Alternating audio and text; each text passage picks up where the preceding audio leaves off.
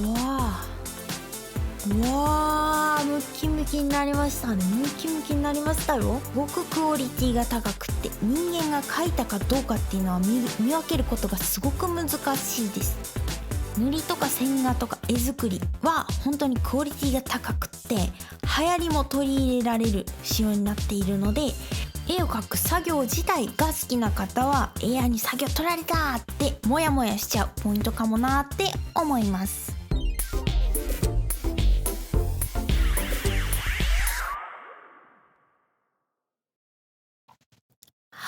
こんにちは。イラストレーターのののまろです。最近すごく話題の AI イラストレーター。とても完成度が高いイラストを AI が自動生成してくれるサービスが非常に話題になっていますね。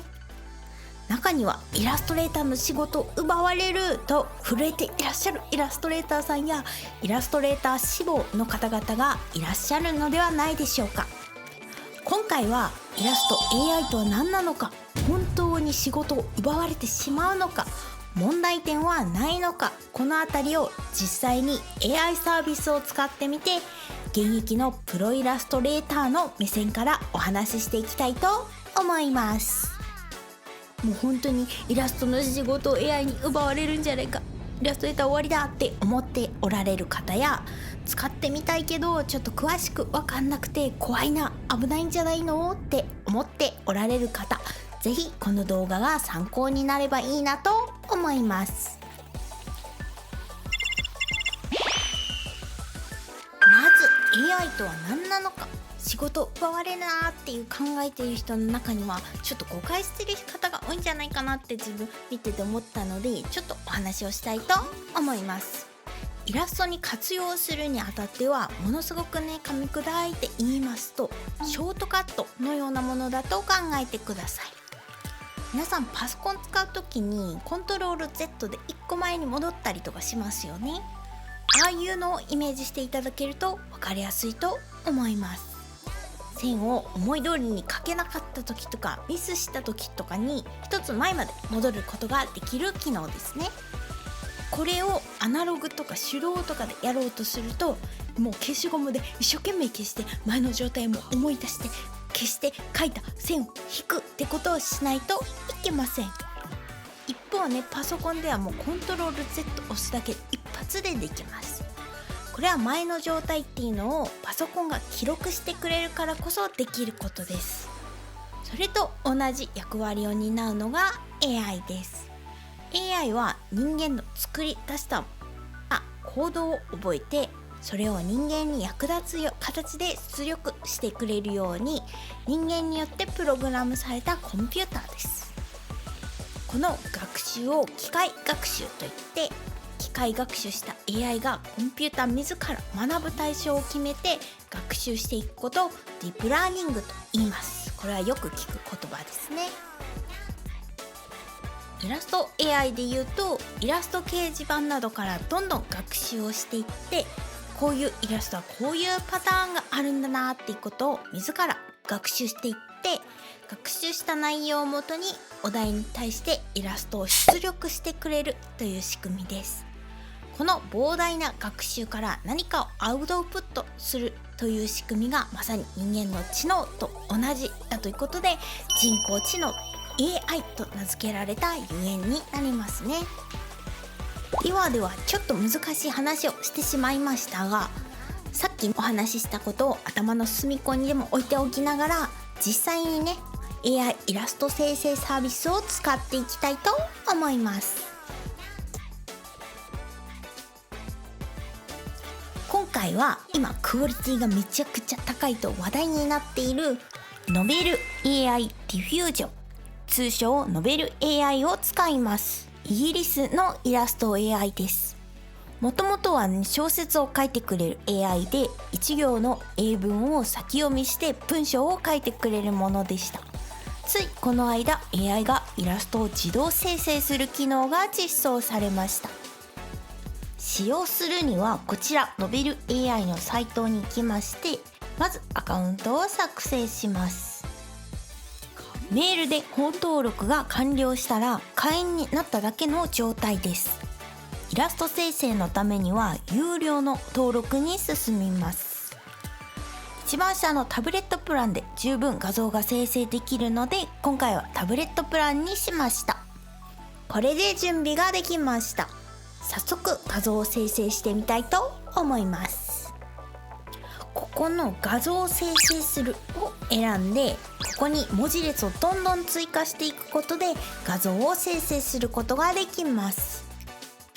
生成の際、プラン加入した際にもらえるアンラスという通貨を消費します。残高がここに書いてありますね。ここに入力する文字列は様々な方のブログを参考にさせていただきました。英語で単語を入力してカンマとスペースで区切っていきます。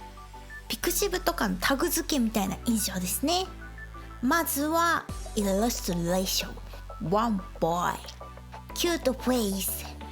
カラフルリフレクションの文字列で生成してみます。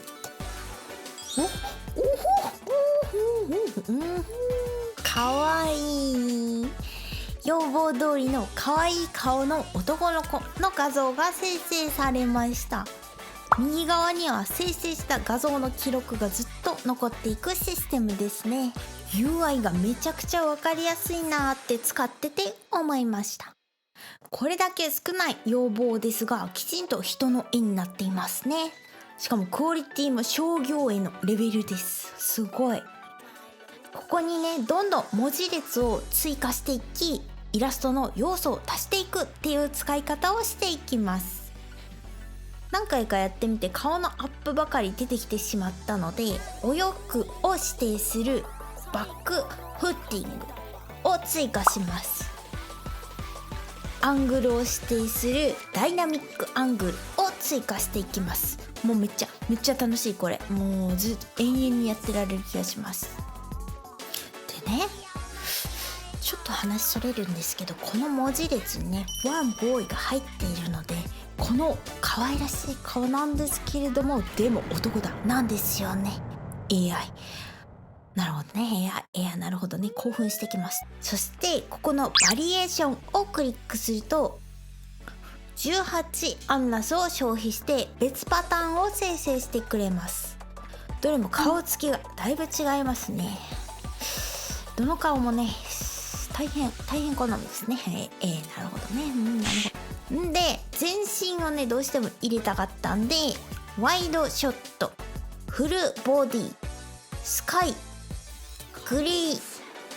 トゥルーズを追加してみました。来ました。1枚絵が出ました。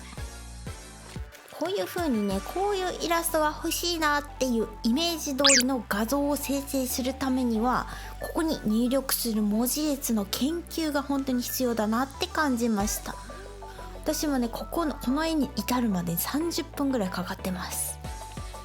ここの文字列は先ほども述べたようにいろいろ試してブログにまとめてくださってる方とかツイートしてる方がいらっしゃるので、参考にしていくのが良いかと思います。バリエーションも生成してみます。いや本当にクオリティ高い。もうパーカーとかね服のシワが美しいんですよね。バリエーションの生成では人体にも特におかしいところありませんでしたね。ツイッターとかで事前にね他の方が生成したイラストをね拝見させていただいて思ったんですけれども、どれも流行りの着彩っていうのを取り入れているんですよね。この髪の毛とか見たらわかるんですけれども、ライティングがパキッてしてて、サイドの低い色味もすごく綺麗にうまく使いこなしておりまして、流行りのハイクオリティなイラストから学習しているんだなっていうところが伺えますね。次はさらに個性的なイラストが生成できないかなって思いまして、もう自分の欲望にね忠実に従いまして、ゴシックパンククローズを打ち込んでみました。そうきました。なるほどね。そうきました。いいですね。イメージしてたねゴシックパンクとはちょっと違ったんですけれども、まあこれはこれでもうとても良きですね。いいですね。一番家としてより魅力的なものにしてみたいと思ったんで、背景の要素を打ち込んでみました。もうこれやるときもう翻訳ページが手放せません。横で翻訳ページ開いてもう翻訳して打ち込むっていう作業をしております。こんな感じになりました。で、演出の面でも指定できるのか試してみたかったので、バックライティング逆光を入力してみます。ほんと逆光だ。これ逆光ですよ。バリエーションもこんな感じで豊富になってます。なんか要望を受けて制作してくれるイラストレーターと対話してるような感覚に陥ってきましたね。で、最後にポーズを指定するハンドインポケット、ポケットに手を突っ込む。で、空の詳細を指定するナイト・オブ・ザ・ミルキー・ウェイを入力してみました。こんな感じで指示すればするほど細かく要素が追加できていますね。足とかちょっとね一本になって変な感じになっちゃいましたが、ここの地面の反射とかポケットのあるゴスパン衣装、ポケットに手突っ込むって指定したんで、それに対応したゴスパン衣装のデザインとかは自分が思いつかなかった新しい要素を取り入れて状況を補完してくれていますね。ものすごく賢い。これやばいですよ。タッチの方はどうかなと思ってオイルペインティングを入れてみましたが、これはちょっとうまくいかなかったですね。油絵ではないですね。で、こっちのウォーターカラーペインティング水彩画を入力してみたらこんな感じになりました。足元がね近い水彩画っぽいタッチになってますね。画像生成の感想まとめ。自分の頭の中で完成イラストのイメージがあると、その通りのものを生成するっていうにはちょっと難しくって、入れる文字列を研究する必要があるなと思いました。しかしながらね、自分ね使う前は本当に人体がやばいクリーチャーとかたくさん生成されるもんかなって思ってたんですけれども、もう想像よりもイメージを補完してくれたり、自分が発想してなかった綺麗な要素を取り入れてくれるなって感じました。またね、アングルとかポージング、構図も魅力的なイラストから学習しているからだなとは思うんですけれども、一枚絵としてもすごく魅力的なものが生成されてますね。ライティングとかデッサン面とかで見てみても間違いがない部分がすごく多いです。例えばね、このイラストは光源が窓から入ってきているので、こちらから光が当たっている塗りにちゃんとなっていますね。自分のイラストを描くときに参考資料とかにする分にはすごく優秀なツールなのかなって思います。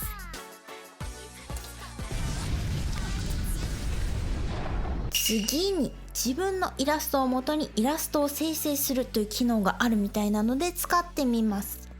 こちらのボタンで画像をアップロードして文字で変換する箇所などを指定していきます。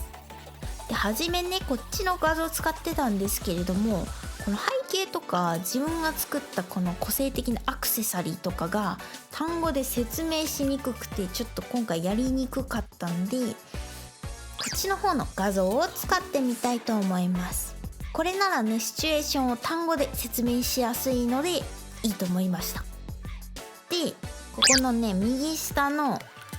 ストレングスの数値を大きくすると、こちらのアップロードした元絵に近づいて、この数値をちっちゃくするとちょっと遠ざかっていくんですね。で、まずちょっと背景の方を差し替えられるのか試してみたいと思います。モーニンググロー朝焼けを追加してみます。あららら、なぜかちょっと女の子になってしまったんですけれども、これね、この画像の右上が空だっていうところを認識して朝焼けになるような色彩調整が入っていますね。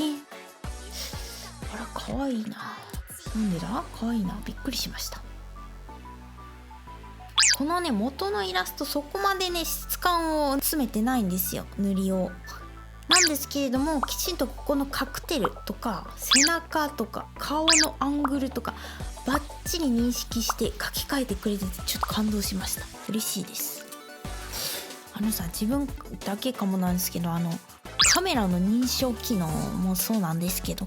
自分のイラストが機械にさ、人間として認識されるのって地味に嬉しくないですか？僕だけですか？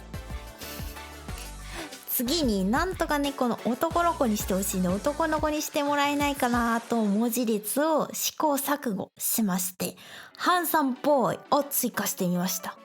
はっ、ハンサムボーイ、ハンサムボーイや。そしてここで魔が差しました。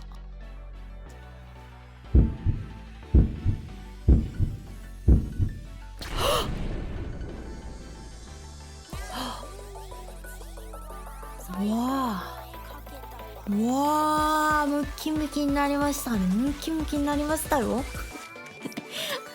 背筋、上腕筋、太ももの筋肉などがもう適切なデッサンでムキムキになりましたね。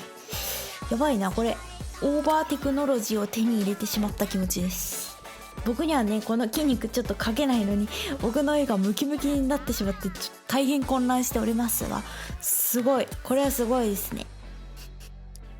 何度かねバリエーションを試す中で髪の塗りがね何回か変わっているんですけれども、どれもライティングが間違ってなくて、もうずっとびっくりしています。筋肉と合わせてずっとびっくりしています。ただ学習元のデータベースに男の子の絵が女の子の絵よりも多くないのかなっていう印象でして、顔つきの作画が韓国とか中国のイラストレーターさんによく見られるような手癖がほとんどの絵柄で見られますね。ちーまろちゃんです。あら、ちーまろちゃん、こんにちは。こんにちは、ののまろ先生。先生が AI を試していると聞いてきました。ちーまろ、全身の立ち絵が欲しいので、忙しくて描けない先生の代わりに AI で描いてもらえませんか？あ、そんなことできるんですかね。早速試してみましょう。ちーまろちゃんの画像を取り込んでフルボディで入力してみます。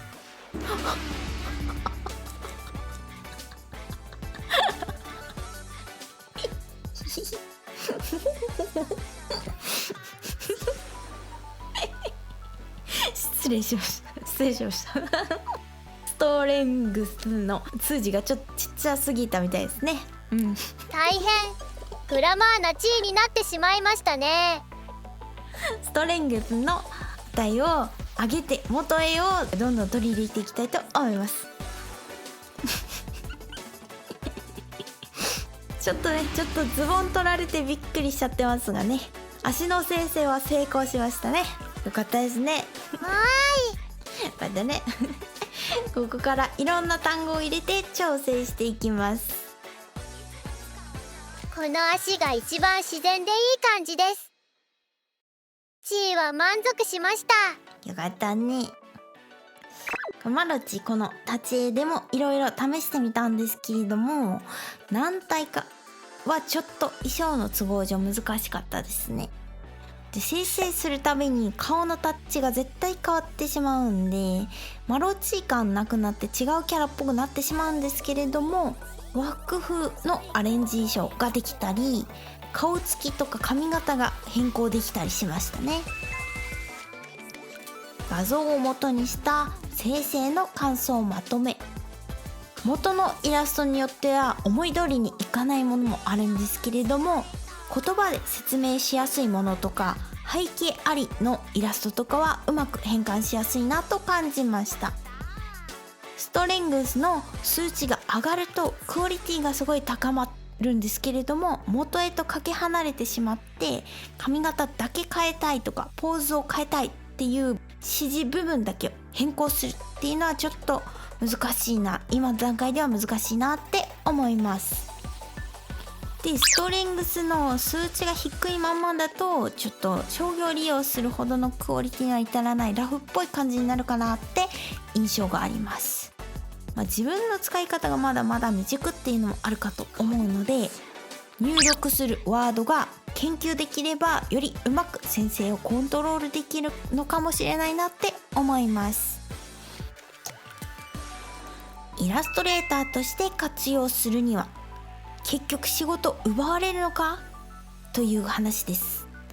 今ノベル AI は権利の面ですごく議論がなされているところが多くて、商業利用するにはちょっと法整備がされるまでは待った方がいいかと思います。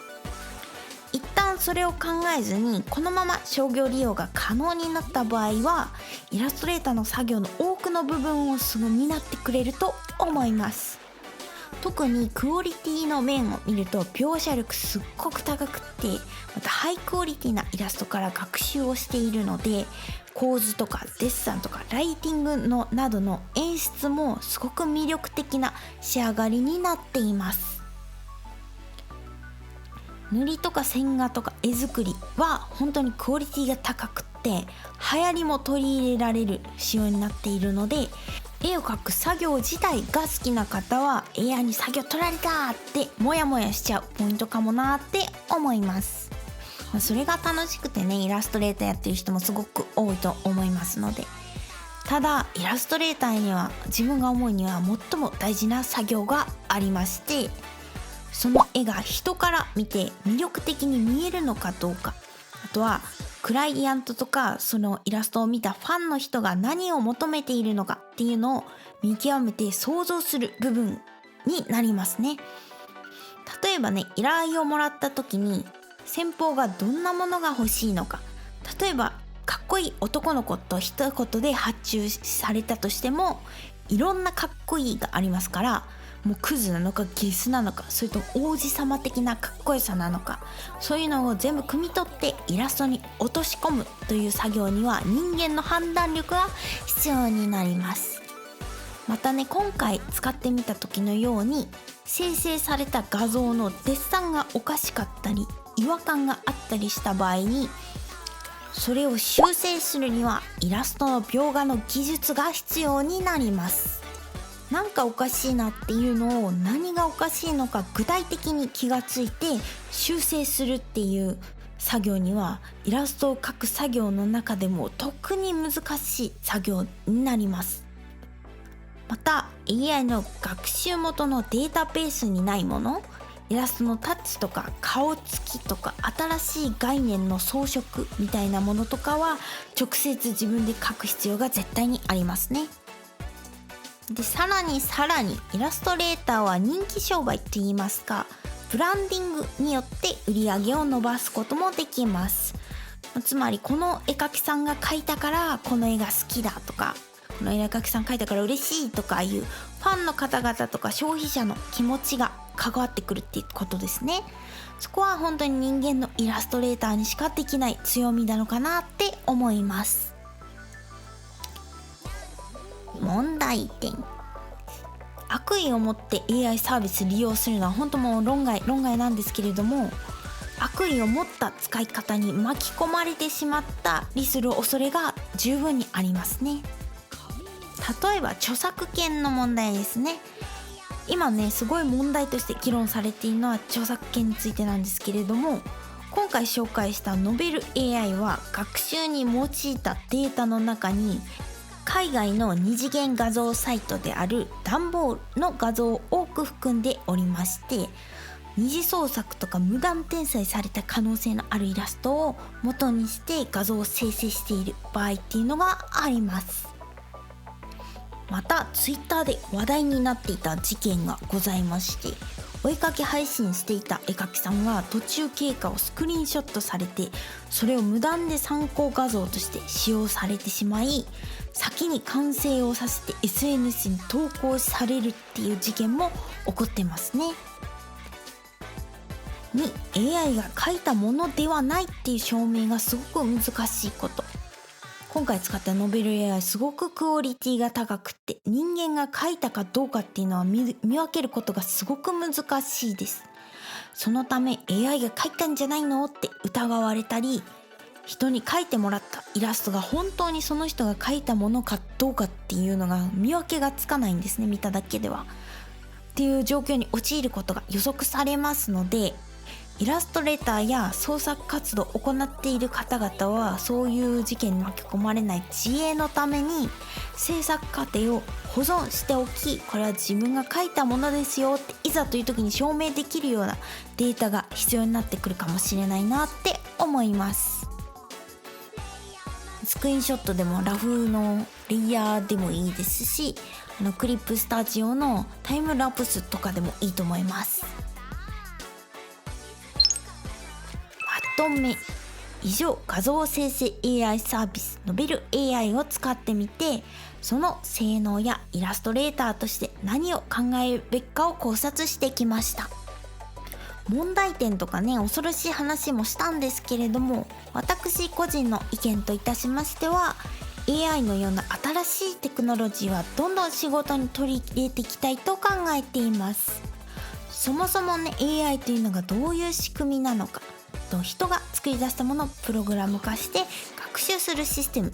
そういうものだっていうことを理解した上で有効に活用する方法を考えていくと、もうわからないから怖いよ、仕事取られるよっていう不安が皆さんなくなるんじゃないかなって思います。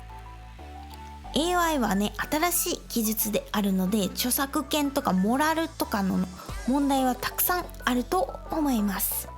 でもそれをうまく取り入れることができたら、イラストレーターがよりクリエイティブな仕事になるんじゃないかなと私は思っております。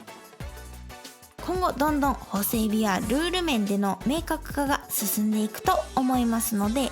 今のうちにね、実際に使ってみたり AI を遠ざけずに使ってみて、自分のイラストのどの部分で取り入れられるのか、 AI でどういう作業が楽になるのかっていうことを考えていくといいと思います。自分も今回使ってみてすごく勉強になりました。クリエイティブな仕事だからこそ、こういった新しい技術は縁を切っても切れない関係です。